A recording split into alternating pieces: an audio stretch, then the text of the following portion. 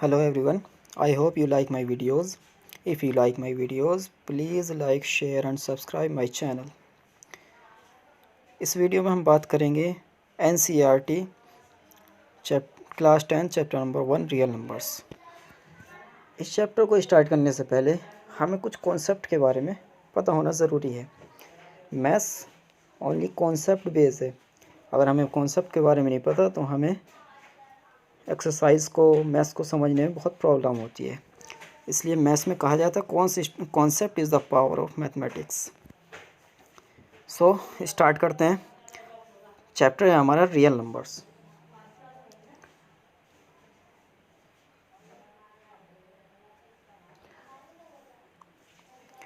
Chapter है हमारा real numbers. तो सबसे पहले तो हमें नंबर्स के बारे में पता होना ज़रूरी है। इसके कुछ नंबर्स के बारे में मैंने 9th क्लास के कुछ जो इंट्रोडक्शन की, जो फर्स्ट चैप्टर की 9th क्लास के फर्स्ट चैप्टर की जो एक्सरसाइज वीडियोस डाली है मैंने, उसमें भी आप पढ़ सकते हैं। अदरवाइज़ मैं इसमें भी बता रहा हूँ। देखिए, रियल नंबर्स को समझने के लिए पहले हमें कुछ नंबर समझने होते हैं जो हमारे कहाँ से स्टार्ट होते हैं। हमारे नंबर्स होते हैं, एक होते हैं नेचुरल नंबर। नेचुरल नंबर 1 से स्टार्ट होते हैं, ठीक है, जो इन्फिनिटी तक जाते हैं। ऐसे होल नंबर होते हैं जो 0 से स्टार्ट होते हैं, वो भी कहाँ तक जाते हैं, इन्फिनिटी तक जाते हैं। एक इंटीजर्स होते हैं हमारे, ठीक है, वो क्या होते हैं, हमारे पॉजिटिव और नेगेटिव नंबर्स जितने भी होते हैं ये हमारे क्या होते हैं, इंटीजर्स होते हैं। इसके अदरवाइज़ हमारे रेशनल नंबर होते हैं। रेशनल नंबर क्या होते हैं, जो जिसे हम पी अपॉन क्यू की फॉर्म में लिख सकें और वहाँ पर क्यू नॉट इक्वल टू क्या हो, 0 हो। Where P and Q are integers. P और क्यू की वैल्यू क्या होती है, यहाँ पर इंटीजर्स होती है। बट क्यू 0 नहीं हो सकता। अगर क्योंकि अगर हमारे p अपॉन 0 हो जाए तो ये हमारा क्या बन जाता है, इन्फिनिटी, जिसे हम क्या बोलते हैं, नॉट डिफाइन। इसलिए क्यू की वैल्यू इस कंडीशन में 0 नहीं हो सकती। It is not possible. Now एक होते हैं हमारे इरेशनल नंबर। इरेशनल नंबर क्या होते हैं, जिन्हें हम पी अपॉन क्यू की फॉर्म में नहीं रिटर्न कर सकते हैं, जिसे हम पी अपॉन क्यू की फॉर्म में रिटर्न नहीं कर सकते हैं। जैसे क्या होते हैं, √2, √3, √5 एंड सो ऑन, ठीक है। और इंटीजर्स जो हमारे रेशनल नंबर हैं वो तो मैंने उसमें वीडियोस में भी बताया था। इसमें भी 1/2, 3/2, -3/5 ये हमारे क्या हो सकते हैं, रेशनल नंबर हो सकते हैं। अब आगे आते हैं हम। इस चैप्टर को समझने के लिए हमें कुछ और नंबर्स की, जो हमारे प्रीवियस क्लास में हम जो बचपन से लेकर अब तक समझते हुए आए नंबर्स, सबको पता होना ज़रूरी है। जैसे एक नंबर्स होते हैं हमारे इवन नंबर्स।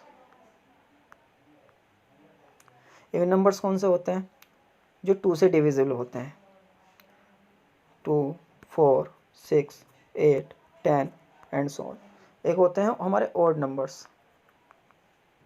ऑड नंबर्स वो होते हैं जो 2 से डिविजिबल नहीं होते, 1, 3, 5, 7 इस टाइप के। एक होते हैं हमारे प्राइम नंबर।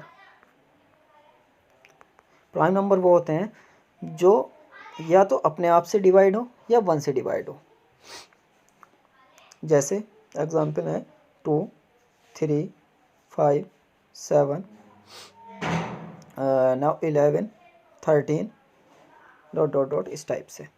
तो हमें इस एक्सरसाइज, ये जो हमारी एक्सरसाइज आ रही है 1.1, इसे समझने के लिए even numbers, odd numbers, prime numbers का पता होना बहुत ही एसेंशियल है। नाउ आप इनको नोट कर लीजिए, आपको ये पता होना ज़रूरी है एक्सरसाइज को समझने के लिए।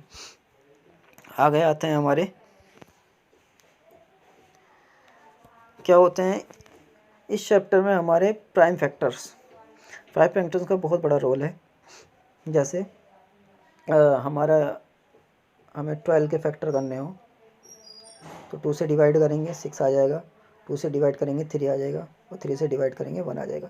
तो हमें फैक्टर्स आने भी बहुत ज़रूरी हैं, क्योंकि इसकी जो लास्ट वाली एक्सरसाइज है जिसमें हमें देखना है टर्मिनेटिंग है या नॉन टर्मिनेटिंग है, एक ये एक्सरसाइज है, उसमें ये इम्पोर्टेंट रोल प्ले करेगा। और भी कुछ हैं जो हमारे HCF LCM निकालने के लिए भी ये इम्पोर्टेंट है। ये जो चैप्टर है हमारा रियल नंबर, ये प्रीवियस क्लास पर बेस्ड है, यानी जो हम बचपन से पढ़ चुके हैं उसमें बहुत कुछ आएगा। इसमें एलसीएम, एचसीएफ और एक नया नाम आएगा यूक्लिड डिवीज़न एल्गोरिथम। वो अभी आपके आगे मैं वीडियो में समझाऊंगा क्या है वो, उसे आप पढ़ चुके हो, लेकिन वो बस नाम चेंज है। अदरवाइज़ जो उसमें जो प्रोसेस है वो आप पहले भी पढ़ चुके हो। तो इसको समझने के लिए, इस चैप्टर को समझने के लिए आपको प्राइम फैक्टर्स आने बहुत ज़रूरी हैं। आगे नाउ रियल नंबर्स। अब हमें क्या होता है ये रियल नंबर्स। रियल नंबर जितने भी मैंने नंबर्स बताए, natural, whole number, integers, rational number, irrational number, सारे रियल नंबर्स होते हैं। क्या होते हैं? सब के सब रियल नंबर्स होते हैं। अब आता है हमारा यूक्लिड डिवीज़न एल्गोरिथम।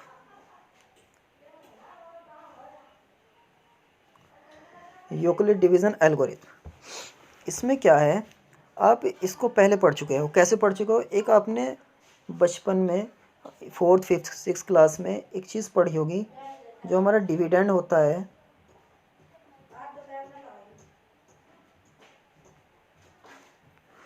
वो होता है divisor into quotient plus remainder.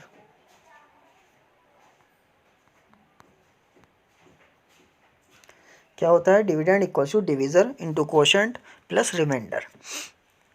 बस यही है इस यूक्लिड्स डिवीज़न लेमा या यूक्लिड्स डिवीज़न एल्गोरिथम, इसी पर बेस्ड है।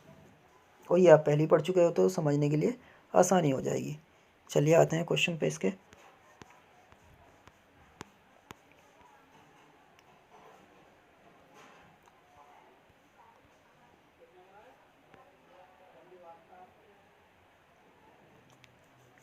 देखिए थ्योरम है,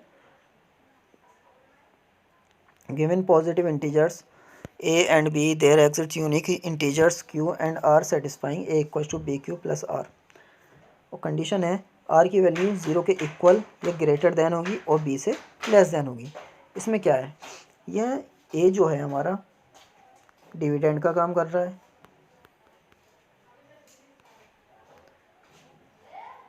b डिविज़र का, और जो हमारा q है कोशेंट का काम कर रहा है, और r रिमाइंडर।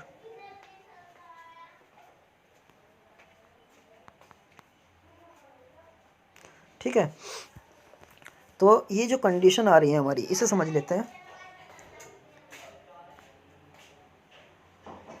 देखिए हमेशा जब भी आप डिवाइड करते हो, सपोज 2 से 11 को डिवाइड करें, 2 5 10 होता है, और रिमाइंडर कितना है हमारा 1। तो हमेशा रिमाइंडर की जो वैल्यू होती है, या तो यहाँ पर 0 आता है, या हमेशा जिससे हम डिवाइड करते हैं उससे लेस देन वैल्यू आती है। जैसे 1 लेस देन है 2 से, क्योंकि अगर ये 2 आ जाती है तो डिवाइड हो जाएगा। हमेशा यहाँ जो रिमाइंडर की वैल्यू जो होती है, हमेशा किससे होती है? डिविज़र से हमारी लेस देन होती है। और रिमाइंडर या तो 0 आएगा या क्या आएगा, या 0 से ग्रेटर आएगा। नेगेटिव में रिमाइंडर नहीं आता है। सिर्फ यही कंडीशन है इसमें जो आपको कंफ्यूज कर सकती है। आप सोच रहे होंगे पता नहीं क्या है ये, तो ये रिमाइंडर जो होता है हमेशा 0 से ग्रेटर देन आता है और इक्वल आता है, और जो हमारा डिविज़र होता है उसे हमेशा लेस देन ही होगा। तो ये थी हमारी यूक्लिड्स डिवीज़न एल्गोरिथम। अब इस पर क्वेश्चंस बेस्ड हैं, जैसे use Euclid's algorithm to find the HCF of 4052 and 12576। इसमें क्या होता है, आपने एक मेथड पढ़ा था एचसीएफ फाइंड करने का, क्या? Division method. तो उसमें क्या होता है, जो हमारा छोटा वाला नंबर होता है उससे हम डिवाइड देते हैं बड़े वाले नंबर को। यहाँ हम अगर इसे डिवाइड करें तो हमारे ये 4052, ये अगर 3 बार मल्टीप्लाई करें तो ये आ जाएगा 3 2 जा 6, 3 5 जा 15, 3 0 0 और 1 15, 3 4 जा 12। माइनस करने पर यह हमारा आ जाएगा 0 2 4 420। ठीक है, अब उसमें क्या करते हैं तो हम ये जो 420 आया, अब इससे जो हमारा पिछला वाला डिवीज़र होता है उसको डिवाइड करेंगे, और ये प्रोसेस तब तक चलता रहता है जब तक रिमाइंडर ज़ीरो ना आ जाए। और जब रिमाइंडर ज़ीरो आता है, जिस डिवीज़र से रिमाइंडर ज़ीरो आता है वो हमारा SCF होता है। क्या होता है? SCF। तो हमारे यहाँ रिमाइंडर कितना आ गया? 520। इसको आप नोट कर लीजिएगा। नेक्स्ट, अब इससे हम 420 से 4052 को डिवाइड करेंगे। कैसे?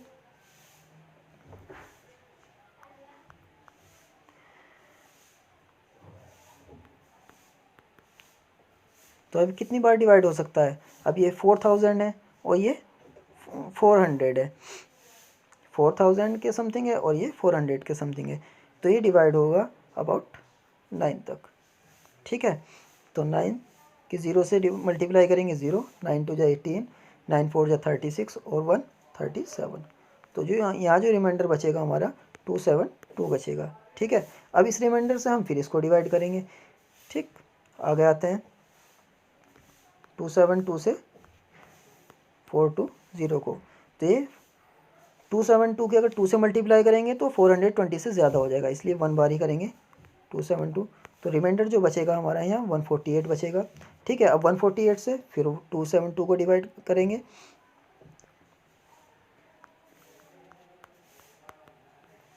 ठीक है, अब ये क्या होगा, ये अगर इसके 2 से मल्टीप्लाई करेंगे ये भी ज़्यादा हो जाएगा, इसलिए ये भी 1 बार ही होगा 148, और ये माइनस होकर आ जाएगा 124।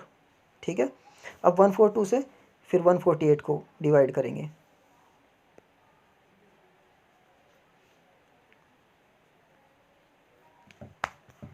तो ये भी 1 बार, कितना बचेगा 4 2।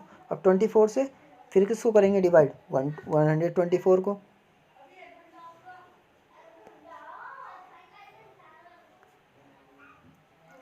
कितना था हमारा? 124। अब इससे हम डिवाइड मल्टीप्लाई करेंगे, मतलब किससे मल्टीप्लाई करें? जो 124 से क्या आ जाए, ये 124 से हमारे या तो कम आ जाए या इसके इक्वल आ जाए। 24 की 124 से किससे मल्टीप्लाई करें? तो अगर हम ये 5 से मल्टीप्लाई करते हैं तो कितना आ जाएगा? 5 4 जा 20, 5 2 जा 10 और 2 12। कितना बचेगा रिमाइंडर? 4। अब 4 से हम 24 को डिवाइड करेंगे, 4 से 24, 4 6 जा 24। तो हमारा यहाँ पर रिमाइंडर 0 आ गया। जिस डिवीज़र से रिमाइंडर 0 आए वो हमारा क्या होता है? SCF होता है। तो यहाँ पर SCF क्या हो जाएगा हमारा? 4। अब हमें यूक्लिड डिवीज़न एल्गोरिथम के अकॉर्डिंग लिखना है इसको। किसके अकॉर्डिंग? यूक्लिड डिवीज़न एल्गोरिथम के अकॉर्डिंग। कैसे लिखेंगे आइए देख लेते हैं। स्टेप फर्स्ट में हमने क्या किया, 4052 से 12576 को हमने डिवाइड किया। तो हमारा ये क्या आया? इसको डिवाइड किया, मल्टीप्लाई किससे हुई थी हमारी? जो हमारा क्वेश्चन आया था 3, और रिमाइंडर को हमने प्लस में लिख लिया। अब क्या डिवाइड किसको किया हमने? 4052 को। ठीक है, उसमें हमारा क्वेश्चन क्या था? 9, तो 420 की मल्टीप्लाई 9 से की और रिमाइंडर को प्लस कर लेंगे। यही है और कुछ नहीं है। इसमें आगे हमारा क्या था? 420 हमारा क्या था? डिविडेंड था, और 272 हमारा डिवीज़र था, और 1 क्वेश्चन था, 142 क्या था? 148 हमारा रिमाइंडर था। आगे फिर 272 डिविडेंड था, ये डिवीज़र, ये क्वोशंट, ये रिमाइंडर। फिर नेक्स्ट आपको ये स्टेप बाय स्टेप लिख लेना है। ठीक है, और जहाँ पर ये 0 आ जाए तो हम यहाँ पर क्या लिख देंगे? SCF इक्वल्स टू क्या हो जाएगा हमारा? 4। ये इसका प्रोसेस है Euclid's division algorithm. I hope आप समझ गए होंगे। बाकी इसके कुछ और क्वेश्चंस हैं वो हम अगले वीडियो में करेंगे। ठीक है, देखने के लिए बहुत बहुत शुक्रिया।